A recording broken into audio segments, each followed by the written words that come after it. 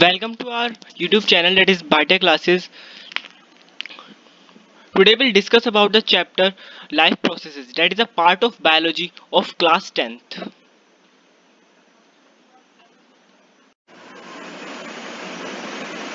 Introduction to life processes.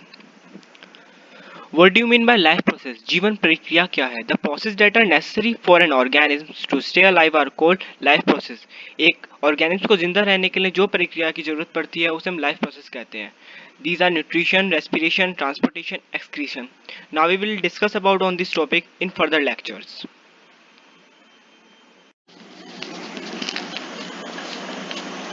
Criteria used to decide whether something is alive or not. हम कैसे पता लगाएंगे कि कोई ऑर्गेनिज्म मर गया है जिंदा है?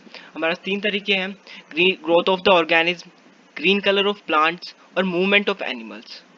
ये तीन जैसे प्रोसेस से हम पता लगा सकते हैं कि कोई ऑर्गेनिज्म जिंदा है या मर गया.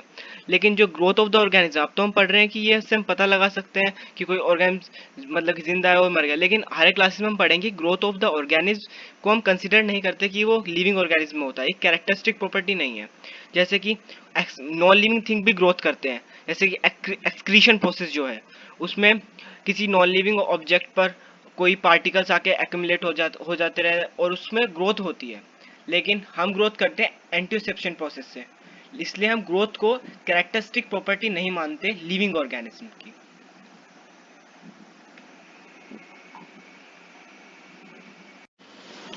Energy is required by an organism even during sleep. Why?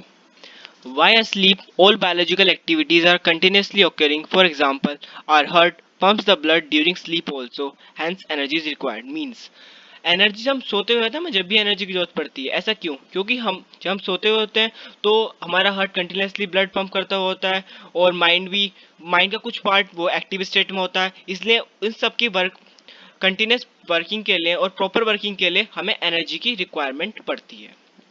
Thank you and subscribe our channel to get the latest video from our channel.